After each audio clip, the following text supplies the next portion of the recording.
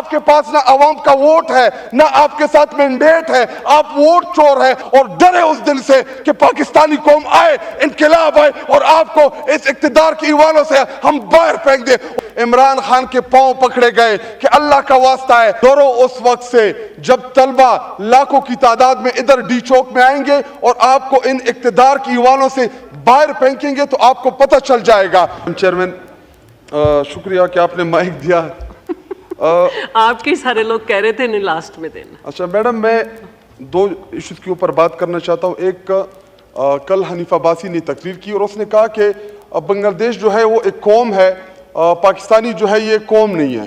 تو میں ان کو بتاتا چلوں کہ 8 فروری کو پاکستان نے قوم کی حیثیت سے ایک لیڈر عمران خان صاحب کو ووٹ دیا, ان کو منتخب کیا, لیکن فارم 47 کے ذریعے ہمارے مینڈیٹ کے اوپر ڈاکہ ڈالا گیا.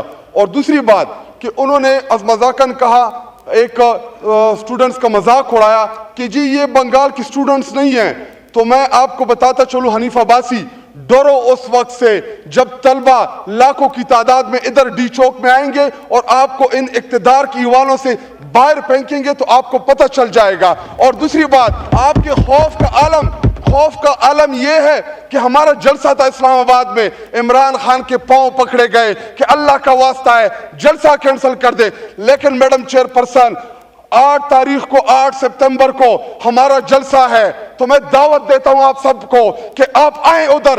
انشاءاللہ لاکھوں کی تعداد میں پاکستانی آئیں گے اس جلسے میں اور اپنے محبوب لیڈر عمران خان صاحب کا ساتھ دیں گے اور پیغام دیں گے آپ کو, اس حکومت کو, کہ آپ ہم 47 کی قائم شدہ حکومت ہے, آپ کے پاس نہ عوام کا ووٹ ہے نہ آپ کے ساتھ مینڈیٹ ہے, آپ ووٹ چور ہیں.